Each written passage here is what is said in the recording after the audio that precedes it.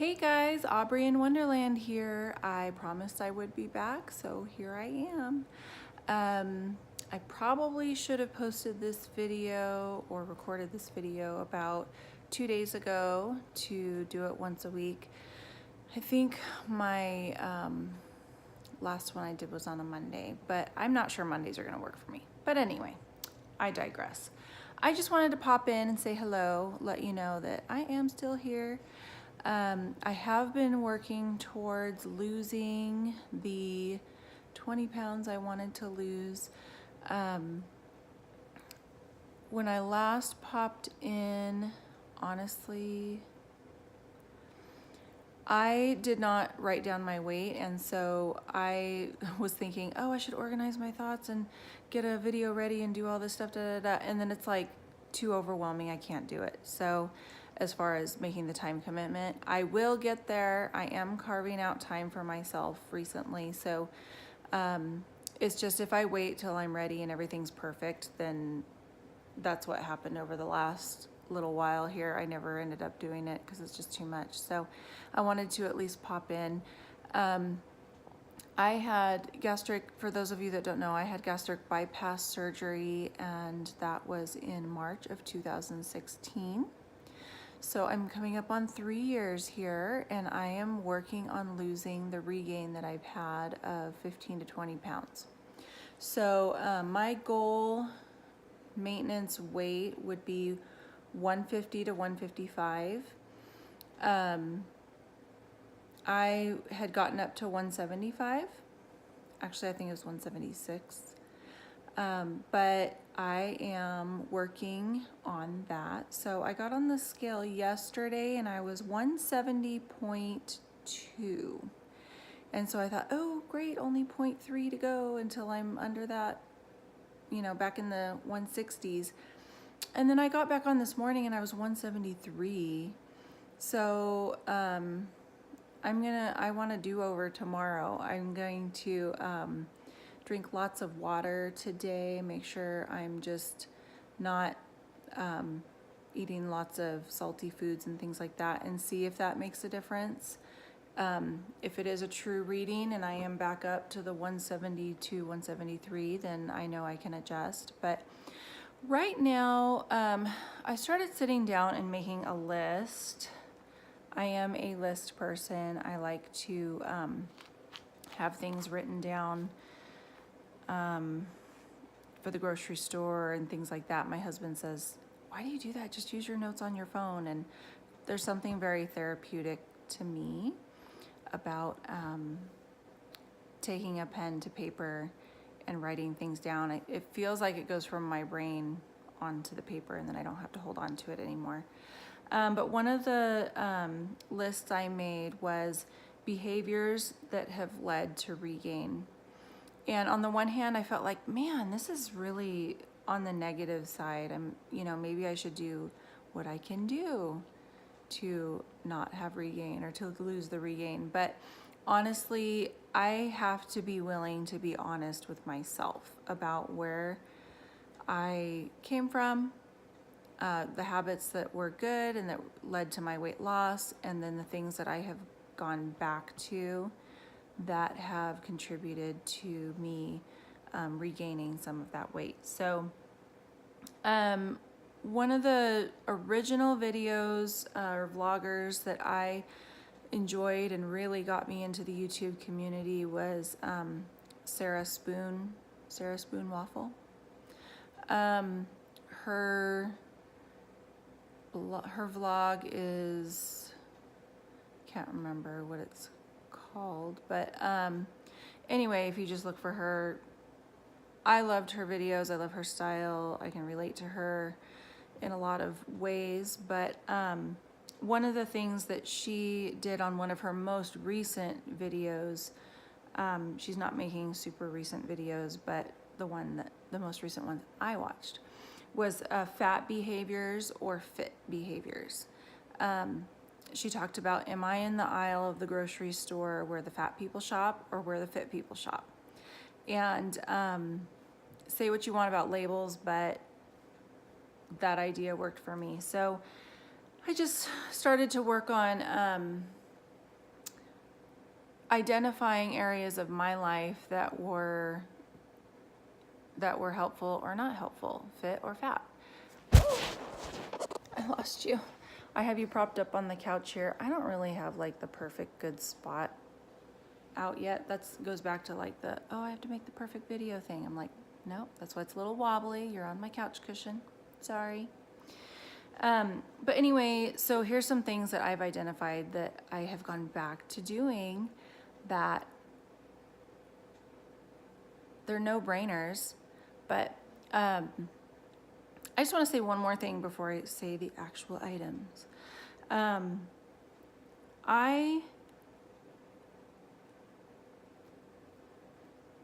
was I going to say?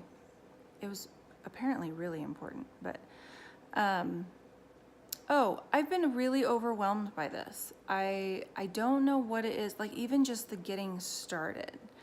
Those have brought back some really familiar feelings for me of before I ever even lost weight, where I felt like this is too big, I can't do it. It's too much. I have too much going on in my life to give focus to this area. We all know the truth about that.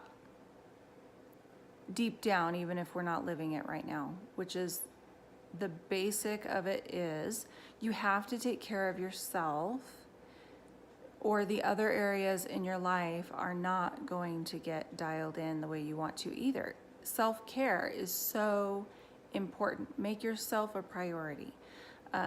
If I'm not keeping up on the things that I need to do to keep myself healthy and energized, how in the world am I going to give to the rest of my family and my friends and the people that I need to pour into in my job and everything else? So being that overwhelmed was almost paralyzing.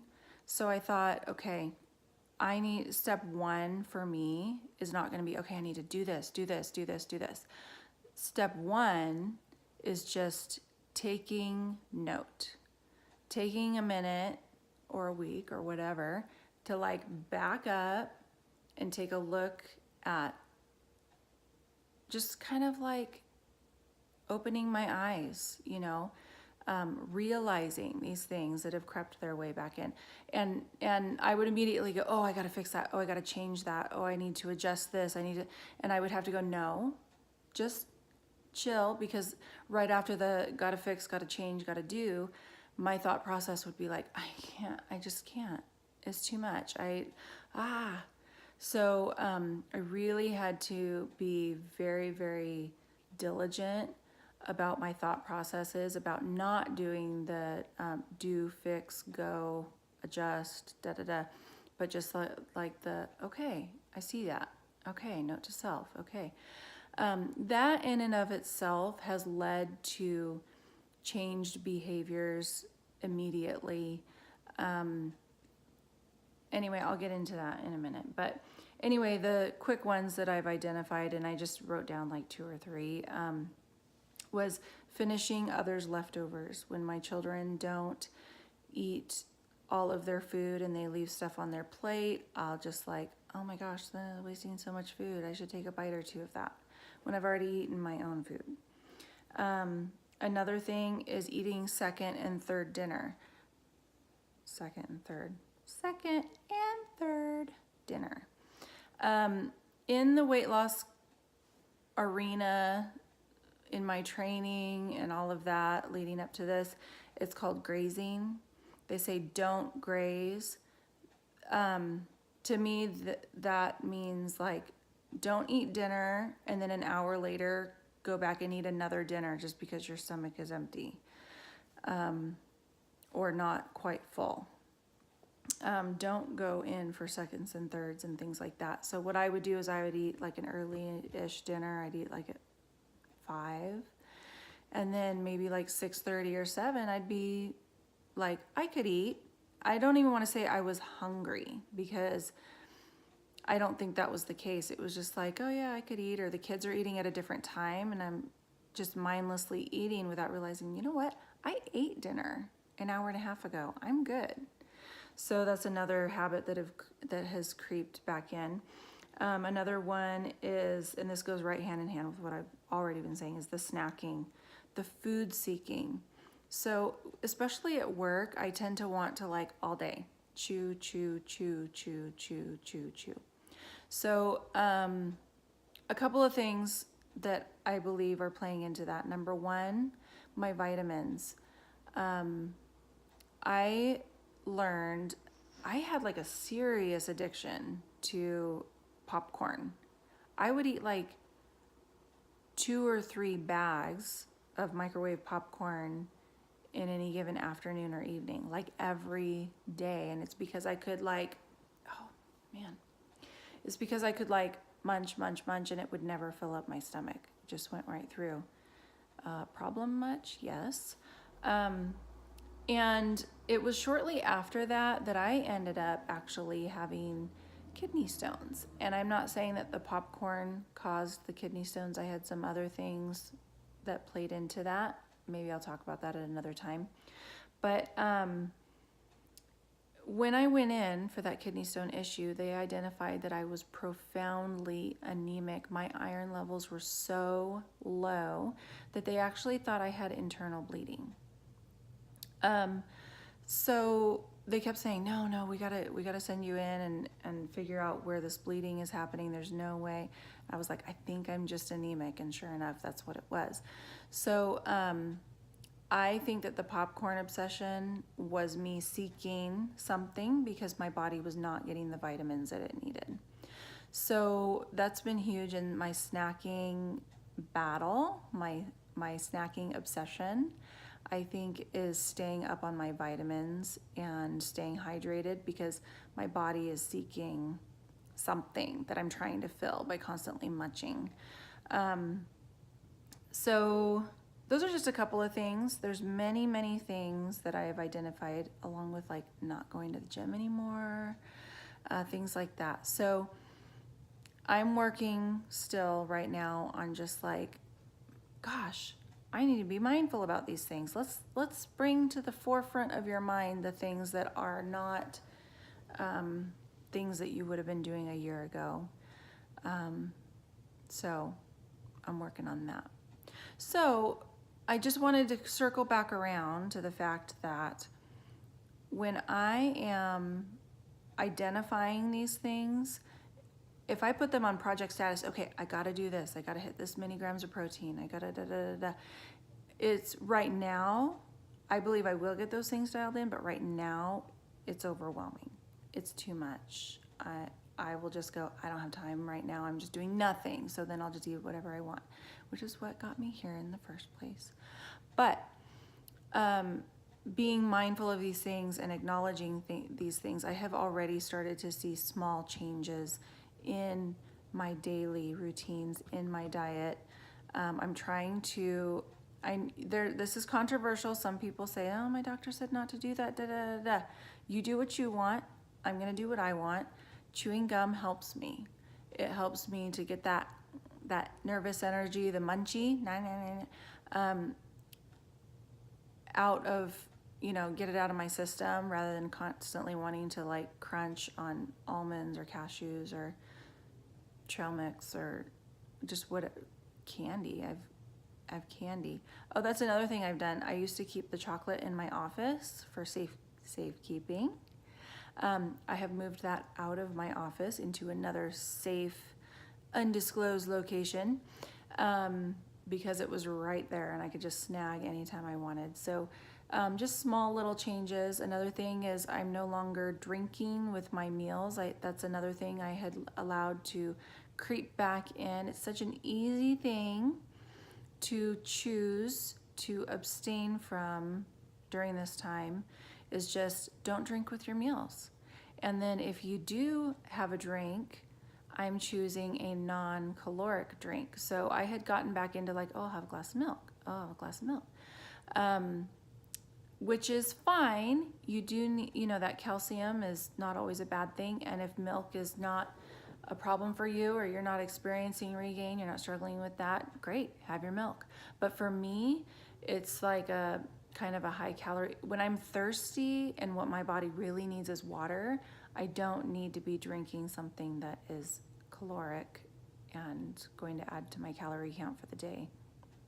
I'd rather save that for food, some kind of a protein rich, filling food for me. Anyway, okay, so I have to get to work. I cannot talk any longer. This is already a longer video. You know me. I can't do under a 15-minute video, it seems like. But I just wanted to pop in. I wanted to be a woman of my word, do what I said I was going to do, which is check back in weekly. I think I'm 170 point something, but today the scale said 173 point something.